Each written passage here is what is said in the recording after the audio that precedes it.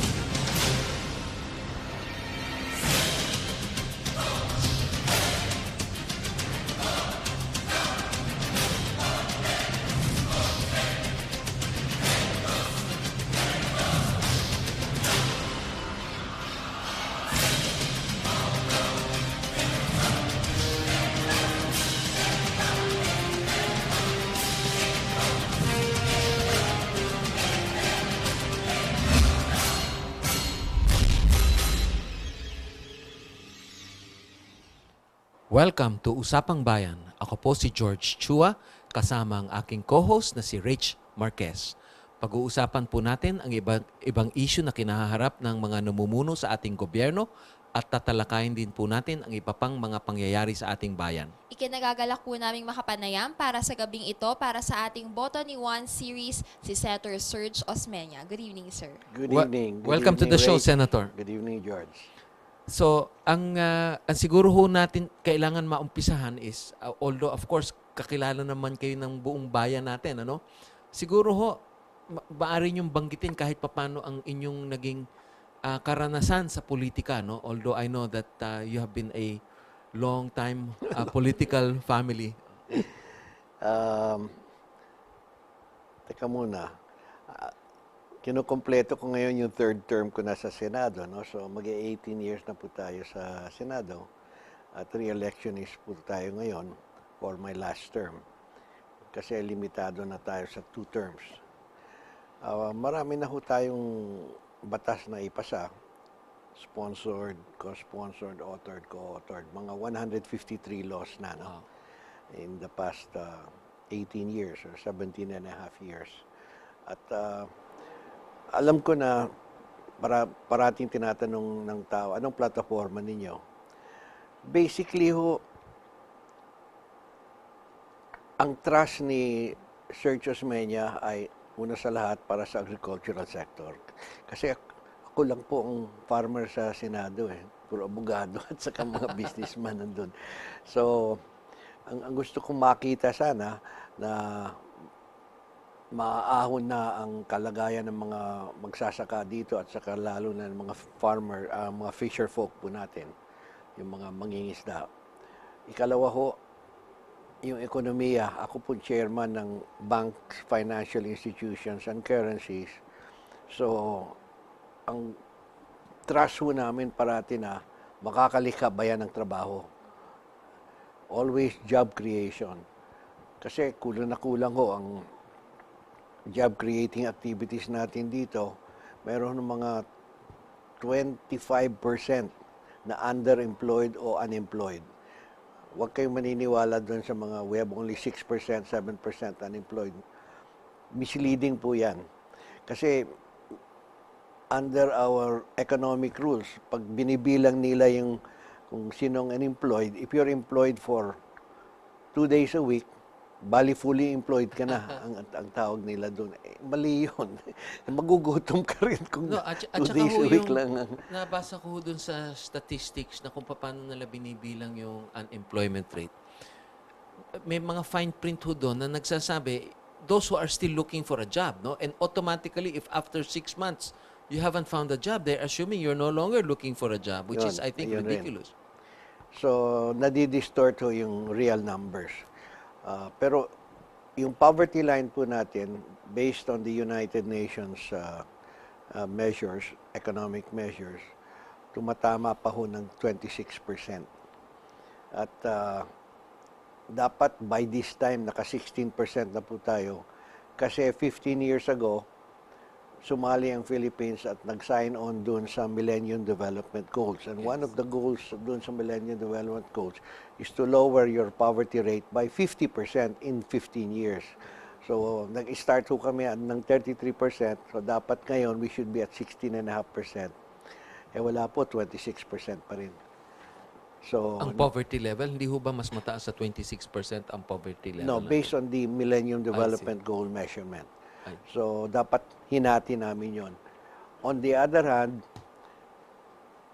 Vietnam is down to 12%, Indonesia is down to 8%, Malaysia, of course, is much more advanced, 6%. So, nakakahiya kasi we have the highest poverty level in ASEAN. So, doon po dapat magbigay ang gobyerno ng talagang diin. Yung sabi nga nila, para magiging inclusive ang economic growth. Ang yumayaman nga, magandang ang growth ng ating economy, pero ang yumayaman yung mga mayaman. Maganda ho yung napag-umpisahan nyo tungkol sa ating mga magsasaka, no? Dahil kasi kung iisipin natin, halos walang pinag-uusapan dyan tungkol sa ating mga pahayagan, ano? Ano ho ba ang posisyon nyo tungkol dito sa land reform natin? Dahil kasi marami hong nakakapagsabi na yung land reform ho natin hindi ho masyadong nagtagumpay dahil kasi yung ating sistema sa land ownership, no, hindi ho pwedeng mortgage yung mga properties na yan that can be used now for working capital of these farmers and things like that. Tapos nawalan rin ho ng mga kapitalista yung mga farmers natin. Ano ho ba ang pagkaintindi nyo dyan? Ano ho ba ang posisyon nyo dyan? Magandang tanong yan, George. In 2002, nag-sponsor ako ng isang panukalang batas sa Senado. Pumasa sa Senado. Limiting land reform to the first land reform ng lupa. In other words, pag na-land reform na yan, huwag mo gawin perpetual land reform.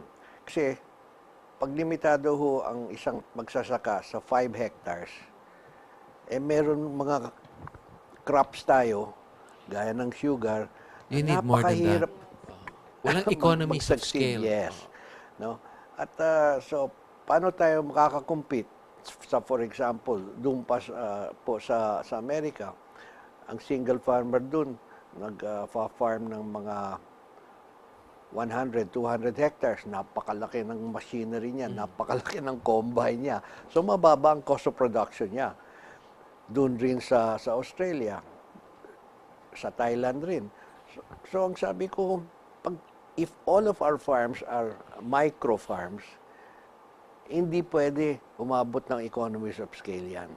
So, we're perpetuating poverty there, number one. So, gawin na natin minimum o maximum land holding from 5 hectares to at least 50 hectares. Okay. Ayaw naman pumayag ang DAR, no? Secondly, yung pinasa ko ay you allow the farmer to sell his land. Bakit? Or to mortgage his land muna. Mortgage. Kasi ang nakasulat sa batas, sa Agrarian Reform Law, Comprehensive Agrarian Reform Law, cannot mortgage for 10 years. Sabi ko, saan siya kukuha ng operating capital? Pero ayaw Ayaw pumayag yung mga leader ng land reform movement. So, nagbungguan rin kami doon. Thirdly, sabi ko, yung mga farmers natin ngayon tumatanda. At yung mga anak nila ayaw na magiging farmer. Okay? Pupunta ng Saudi Arabia, maghanap ng trabaho doon, or dito sa Manila, nagwe-waiter o ano, pero ayaw na mag-farming.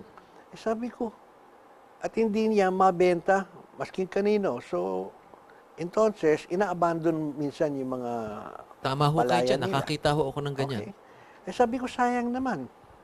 Ina-abandon lang nila. Fourthly, without the ability to borrow money and mortgage your land, humihiram pa rin ang farmer sa mga 5, 6. O di, ubos na ubos ang kanilang income kasi,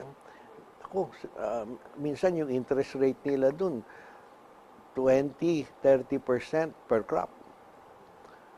aray ko po, sabi ko, pag makakapunta Wala na lang silang sila kinita. sa bangko, di ba? At least makakabigay ang bangko sa kanila masking 15%, much better than paying 40%, di ba? Isa pa, yung bangko naman, restrained na magpahiram ng pera sa mga farmers. Bakit? Kasi limitado ang landholding allowed by law. You're limited to 5 hectares. So sabi ng mga bankero sa akin, Boss, anong gagawin ko dyan? Hindi naman ako makaka-foreclose kasi prohibited by the land reform law. So, nasira yung financing ng mga magsasaka. I've been trying to work on this for a long time.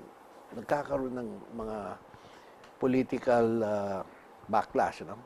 So, minsan nagagalit pa nga sila sa akin. I said, no, this is the way this will work.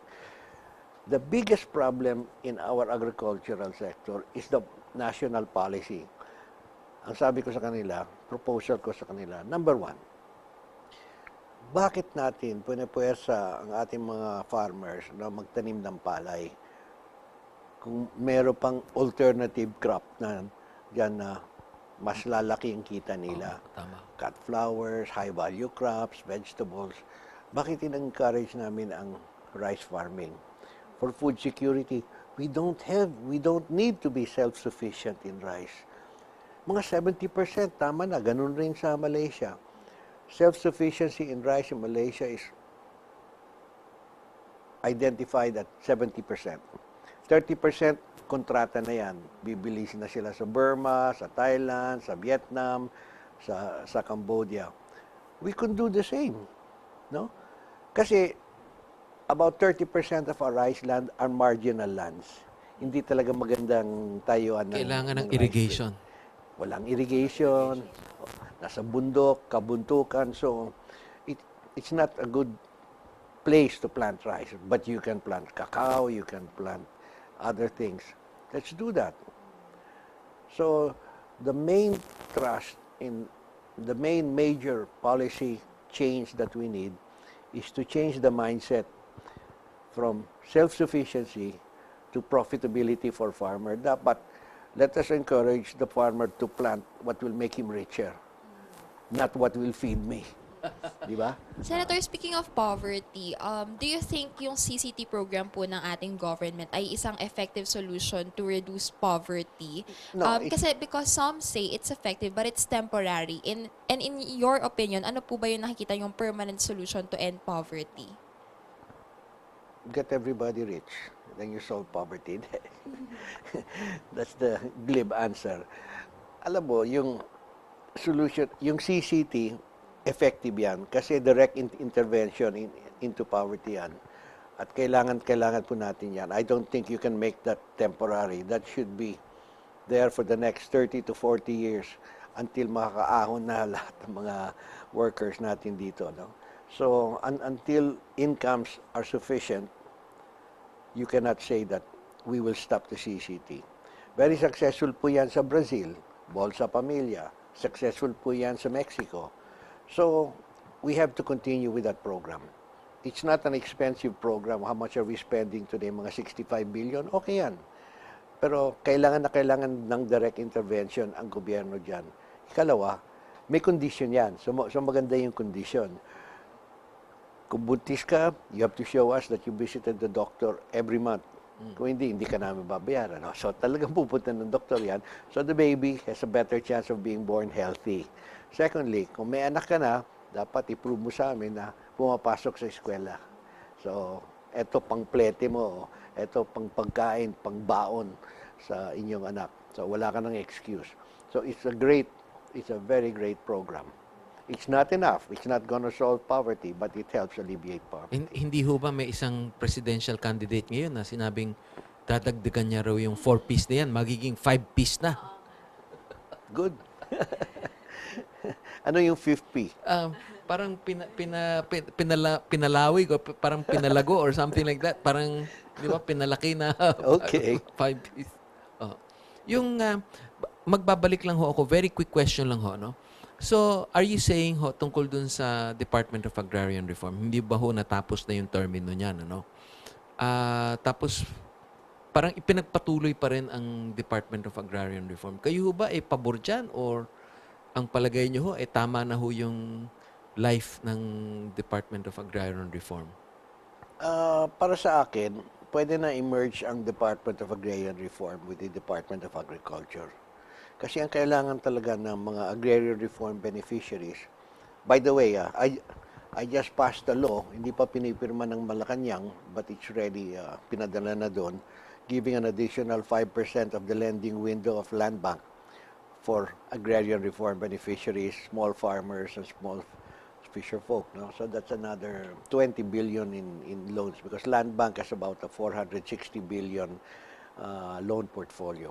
So meron silang extra 5% na yon. At an interest rate that is 75% of what land bank normally charges. So medyo umaangal rin yung land bank, pero okay lang. So pag nag-charge ang land bank ng 10%, they will only charge you 7.5%. So, Sir, ang tanong ko lang po, you mentioned po earlier yun na yung pong mga anak ng farmers ay ayaw na pong maging farmers. Sa tingin niyo Majority. po, majority of sa them, aming research, yes, ayaw na pong maging magsasaka. Pero alam naman po natin na kailangan natin ng mga magsasaka for our means of food, 'di ba? Sa tingin niyo po, paano po natin may encourage yung farming? encourage farming, make it profitable. that's a... Kung kikita, kung magandang kita ng farmer, you will encourage farming. So, I think that's a very good answer, no? Sa amin pong pagbabalik, makakasama pa rin natin si Senator Sergio Osmena. Please stay tuned.